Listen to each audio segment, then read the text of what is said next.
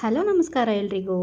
ಇವತ್ತು ನಾವು ಪರ್ಫೆಕ್ಟಾಗಿ ಉತ್ತರ ಕರ್ನಾಟಕದ ಸ್ಪೆಷಲ್ ಜೋಳದ ರೊಟ್ಟಿ ಹೇಗೆ ಮಾಡೋದು ಅಂತ ನೋಡೋಣ ಬನ್ನಿ. ಜೋಳದ ರೊಟ್ಟಿಗೆ ಹಿಟ್ಟು ಮಿಕ್ಸ್ ಮಾಡ್ಕೊಳ್ಳೋಕ್ಕೆ ಬಿಸಿನೀರು ತುಂಬಾ ಇಂಪಾರ್ಟೆಂಟು. ಯೂಶ್ವಲಿ ಜೋಳದ ಹಿಟ್ಟು ಕಲಿಸ್ಬೇಕಾದ್ರೆ ಬಿಸಿನೀರಿಂದನೇ ಕಲಿಸ್ಕೊಳ್ಳೋದು. ಸೊ ಫಸ್ಟು ಬಿಸಿನೀರು ಹಿಟ್ಟಿಗೆ ಹಾಕೋಬೇಕು.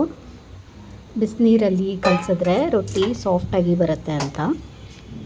ಸೊ ಬಿಸಿನೀರು ಹಾಕಿರೋದ್ರಿಂದ ಕೈಯಲ್ಲೇ ಮುಟ್ಟೋಕ್ಕಾಗಲ್ಲ. ಸೊ ಕೈಯಲ್ಲಿ ಮುಟ್ಟೋ ಬದಲು ಸ್ಪೂನಿಂದ ಸ್ವಲ್ಪ ಫಸ್ಟು ಮಿಕ್ಸ್ ಮಾಡ್ಕೊಬೇಕು. ಆ ಬಿಸಿ ನೀರು ಎಲ್ಲ ಹಿಟ್ಟಿಗೆ ಸ್ಪ್ರೆಡ್ ಆಗೋವರೆಗೂ ಸ್ಪೂನಲ್ಲೇ ಮಿಕ್ಸ್ ಮಾಡ್ಕೋಬೇಕು. ಆ್ಯಕ್ಚುಲಿ ನನಗೆ ಜೋಳದ ರೊಟ್ಟಿ ಮಾಡೋಕ್ಕೆ ಬರಲ್ಲ. ನಾವು ನಮ್ಮ ಅಣ್ಣವ್ರ ಮನೆಗೆ ಹೋಗಿದ್ವಿ, ಅಲ್ಲಿ ಜೋಳದ ರೊಟ್ಟಿ ಮಾಡಿದರು. ಸೊ ಅದು ಹಾಗೆ ವಿಡಿಯೋ ಮಾಡ್ಕೊಂಡಿದ್ದೀನಿ. ಬಿಸಿಗೆ ಕೈ ಹಾಕಲಕ್ಕಾಗಲ್ಲ, ಸ್ಪೂನಲ್ಲಿ ಮಾಡ್ಕೊಳ್ಳೋದು. ಬಿಸಿನೀರಲ್ಲಿ ಹೀಗೆ ಮಿಕ್ಸ್ ಮಾಡ್ಕೋತಾ ಇರಬೇಕು ಸ್ಪೂನಲ್ಲಿ. ಮಿಕ್ಸ್ ಮಾಡಿದ್ಮೇಲೆ ಹಿಟ್ಟನ್ನ ಸ್ವಲ್ಪ ಪಾರ್ಟಿಷನ್ ಮಾಡಿಕೊಂಡು ನಮಗೆ ಎಷ್ಟು ಬೇಕೋ ಅಷ್ಟು ನೀರು ಹಾಕ್ಕೊಂಡು ಕೈಯಿಂದ ಚೆನ್ನಾಗಿ ನಾದ್ಕೋಬೇಕು.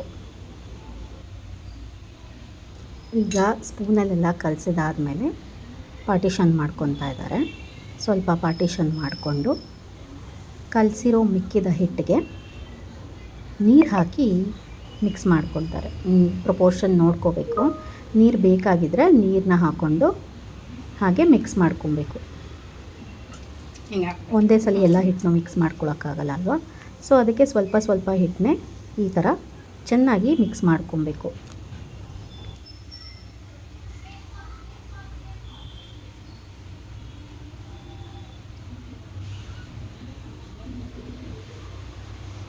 ಬಿಸಿಯಲ್ಲ ಕಲಿಸ್ಕೊಂಡ್ಬಿಡ್ತಾರೆ.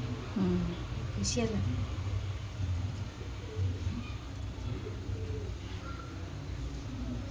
ಜೋಳದ ರೊಟ್ಟಿ ತಿನ್ನೋದಕ್ಕೆ ಮತ್ತು ಆರೋಗ್ಯಕ್ಕೆ ತುಂಬ ಒಳ್ಳೆಯದು. ಆದರೆ ಮಾಡೋದಕ್ಕೆ ಒಂದು ಟ್ಯಾಲೆಂಟ್ ಬೇಕು. ತುಂಬ ಪ್ರಾಕ್ಟೀಸ್ ಇದ್ರೇ ನಾವು ಜೋಳದ ರೊಟ್ಟಿನ ಚೆನ್ನಾಗಿ ಮಾಡ್ಬೋದು. ನಾನು ಸಹ ಒಂದು ಜೋಳದ ರೊಟ್ಟಿ ಟ್ರೈ ಮಾಡಿದೆ, ಬಟ್ ಫಸ್ಟ್ ಟೈಮ್ ಆಗಿದ್ದರಿಂದ ಅಷ್ಟು ನೀಟಾಗಿ ಕರೆಕ್ಟಾಗಿ ಬರಲಿಲ್ಲ. ಇದಕ್ಕೆಲ್ಲ ಎಕ್ಸ್ಪೀರಿಯನ್ಸ್ ಇರಬೇಕು. ಹಿಟ್ಟು ಕಲಸೋದು ಒಂದು ಆರ್ಟು, ಅದನ್ನು ತಟ್ಟೋದು ಸಹ ಒಂದು ಕಲೆ ಅಂತಲೇ ಹೇಳ್ಬೋದು. ಬಟ್ ಪ್ರಾಕ್ಟೀಸ್ ಇದ್ದರೆ ಮಾತ್ರ ಪರ್ಫೆಕ್ಟಾಗಿ ಮಾಡೋದಕ್ಕೆ ಸಾಧ್ಯ. ಜೋಳದ ರೊಟ್ಟಿನ ಬಡಿಯೋದು ಅಂತಲೇ ಹೇಳ್ತಾರೆ. ಬಿಸಿಯಲ್ಲ ಒಮ್ಮೆ ಕಲಿಸ್ಕೊಂಡು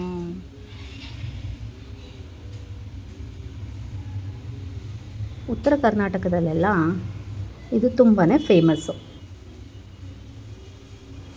ಆಮೇಲೆ ಇದರಲ್ಲಿ ವೆಯ್ಟ್ ಲಾಸು ಸಹ ಚೆನ್ನಾಗಾಗುತ್ತೆ. ಆಯಿಲ್ ಕಂಟೆಂಟ್ ಇಲ್ಲದಿರೋದ್ರಿಂದ ವೆಯ್ಟ್ ಲಾಸ್ಗೆ ಹೆಲ್ಪ್ ಮಾಡುತ್ತೆ. ಆಮೇಲೆ ನಮ್ಮ ಹೆಲ್ತ್ಗೆ ತುಂಬ ಬೆನಿಫಿಷಿಯರಿ.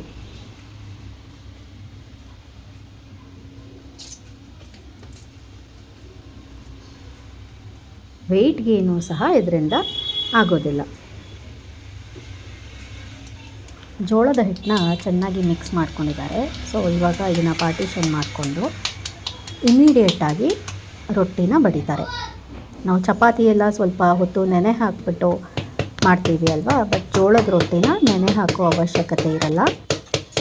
ನೆನೆಸೇನು ಇಡಲ್ಲ, ಹಂಗೆ ಮಾಡಿ ಹಂಗೆ ಹಾಕ್ತದ. ಹಂಗೆ ನೆನ್ಸಿಟ್ಬಿಟ್ಟು ಇವಾಗ ನಾವು ಚಪಾತಿಗೆ ನೆನೆಸ್ತೀವಲ್ಲ, ಆ ಥರ ನೆನೆಸಿ ಇಡಂಗಿಲ್ಲ. ಇದು ಬರೋದು ಚಪಾತಿಗೆ ನೆನ್ಸಿಕ್ಕಿನಪ್ಲೆ ಇಮಿಡಿಯೇಟ್ ಆಗಿ ಮಾಡಿದ ತಕ್ಷಣ ಅವಾಗಿಂದ ಅವಾಗೇ ಮಾಡ್ಬೇಕು. ಈಗ ಬರಲ್ದವ್ರಿಗೆ ರೊಟ್ಟಿ ಬರಲ್ದವ್ರು ಇರ್ತಾರಲ್ಲ, ಅದಕ್ಕೆ ಬಿಸಿ ನೀರು ಹಾಕೋಬೇಕಿದು. ಹಿಟ್ಟನ್ನು ಹಾಕೋತಾ ಜೋಳದ ರೊಟ್ಟಿನ ಈ ಥರ ಬಡಿಬೇಕು. ಚೆನ್ನಾಗಿ ಬಡ್ದಿದ್ದಾದಮೇಲೆ ತೆಳ್ಳಗಾಗಿದೆ ನೋಡಿ ರೊಟ್ಟಿ. ಸೊ ಇದನ್ನು ತವನ ಆಲ್ರೆಡಿ ಕಾಯಕ್ಕಿಟ್ಟಿರಬೇಕು. ಸೊ ನಿಧಾನವಾಗಿ ಜೋಳದ ರೊಟ್ಟಿನ ತಗೊಂಡು ಹೆಂಚಿನ ಮೇಲೆ ಹಾಕಿ ಹಿಂಗೆ ಮಾಡಿ ಬೇಯಿಸ್ಕೋಬೇಕು. ಇದಕ್ಕೆ ಯಾವುದೇ ಎಣ್ಣೆ ಹಾಕೋ ಅವಶ್ಯಕತೆ ಇರಲ್ಲ. ನೀರು ಹಾಕಿನೇ ಇದನ್ನು ಬೇಯಿಸ್ತಾರೆ. ನೀರಲ್ಲಿ ಬೇಯಿಸ್ಕೊಳ್ಳೋದು, ಎಣ್ಣೆ ಏನು ಅವಶ್ಯಕತೆ ಇಲ್ಲ.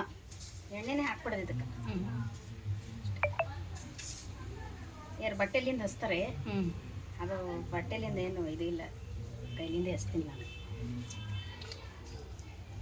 ನೀರು ಹಾಕ್ಬಿಟ್ಟು ಬೇಯಿಸ್ಕೋಬೇಕು. ಒಂದು ಕಡೆ ಇದು ಮಾಡ್ಕೊತಾ ಇರಬೇಕು, ಒಂದು ಕಡೆ ಬಿಸಿ ಹಾಕೋತಾ ಇರಬೇಕು. ಫಸ್ಟು ತವ ಮೇಲೆ ಹಾಕಿದ್ಮೇಲೆ ಸ್ವಲ್ಪ ನೀರು ಹಾಕ್ಕೋಬೇಕು. ಫಸ್ಟ್ ಟೈಮ್ ನೀರು ಹಾಕ್ಕೋಬೇಕು, ಆಮೇಲೆ ಅವಶ್ಯಕತೆ ಇರಲ್ಲ. ಒಂದು ಜೋಳದ ರೊಟ್ಟಿ ಬೇಯ್ತಾ ಇರಬೇಕಾದ್ರೇ ಇನ್ನೊಂದು ರೊಟ್ಟಿಗೆ ರೆಡಿ ಮಾಡ್ಕೊತಾ ಇದ್ದಾರೆ. ಸೊ ಇಲ್ಲಿ ಬೆಂದಿದ್ದಾದಮೇಲೆ ಇನ್ನೊಂದು ಸಲ ಫ್ಲಿಪ್ ಮಾಡ್ಕೋಬೇಕು ರೊಟ್ಟಿನ. ಜೋಳದ ರೊಟ್ಟಿ ಬಡಿಬೇಕಾದ್ರೆ ನೋಡಿ ಸೌಂಡ್ ಎಷ್ಟು ಚೆನ್ನಾಗಿ ಬರುತ್ತೆ. ಅಷ್ಟು ಸ್ವಲ್ಪ ಮೆತ್ತಗೆ ಬಡಿಬೇಕಾಗುತ್ತೆ.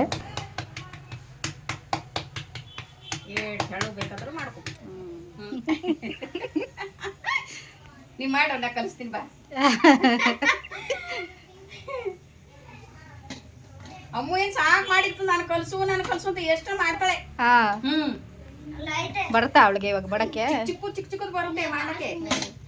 ಪ್ರೆಷರ್ ಹಾಕಿದ್ರೆ ರೊಟ್ಟಿ ಮುರಿದೋಗುತ್ತೆ. ಯಾಕಂದರೆ ನಾನು ಒಂದು ಟ್ರೈ ಮಾಡಿರೋದ್ರಿಂದ ಜಸ್ಟ್ ಹೇಳ್ತಾ ಇದ್ದೀನಿ ಅಷ್ಟೇ. ನಾನೇನು ಎಕ್ಸ್ಪರ್ಟ್ ಅಲ್ಲ ರೊಟ್ಟಿ ಮಾಡೋದ್ರಲ್ಲಿ. ಜಸ್ಟ್ ನಾನು ಒಂದು ಟ್ರೈ ಮಾಡಿರೋದ್ರಿಂದ ನನಗೆ ಆ ಎಕ್ಸ್ಪೀರಿಯನ್ಸ್ ಆಯಿತು. ಲೈಕ್ ಪ್ರೆಷರ್ ಹಾಕಿದರೂ ಸಹ ಅದು ಬ್ರೇಕ್ ಆಗಿಬಿಡತ್ತೆ. ಈಗ ರೊಟ್ಟಿ ಎಲ್ಲ ಮಾಡಿದ್ದಾಯಿತು. ಸೊ ಬಿಸಿ ಬಿಸಿ ಆಗಿರೋ ಜೋಳದ ರೊಟ್ಟಿ ಈಸ್ ರೆಡಿ ಟು ಟೇಸ್ಟ್. ಅಡುಗೆ ಎಲ್ಲ ರೆಡಿ ಆದಮೇಲೆ ಎಲ್ಲರೂ ಒಟ್ಟಿಗೆ ಕೂತ್ಕೊಂಡು ಊಟ ಮಾಡಿದ್ವಿ. ಕೆಳಗಡೆ ಕೂತ್ಕೊಂಡು ಊಟ ಮಾಡಿದ್ರೆ ಏನೋ ಒಂಥರ ಕಂಫರ್ಟಬಲ್ ಆಗಿರುತ್ತೆ ಆ್ಯಂಡ್ ಆರೋಗ್ಯಕ್ಕೂ ಸಹ ಇದು ಒಳ್ಳೆಯದು. ಹೇಗಿತ್ತು ಈ ವಿಡಿಯೋ? ಇಷ್ಟ ಆಗಿದ್ದರೆ ಲೈಕ್ ಮಾಡಿ, ಕಮೆಂಟ್ ಮಾಡಿ, ರೆಸಿಪಿ ಶೇರ್ ಮಾಡಿ, ಬೇರೆಯವ್ರಿಗೆ ಹೆಲ್ಪ್ ಆಗುತ್ತೆ. ನನ್ನ ಚಾನಲ್ ಇನ್ನೂ ಸಬ್ಸ್ಕ್ರೈಬ್ ಮಾಡಿದೆ ವೀಡಿಯೋಸ್ ವಾಚ್ ಮಾಡ್ತಾಯಿದ್ರೆ ಪ್ಲೀಸ್ ಸಬ್ಸ್ಕ್ರೈಬ್ ಮಾಡ್ಕೊಂಡು ವೀಡಿಯೋಸ್ ವಾಚ್ ಮಾಡಿ. Thank you for watching. Stay tune for more videos. Jai Shriram, Jai Anjaneya.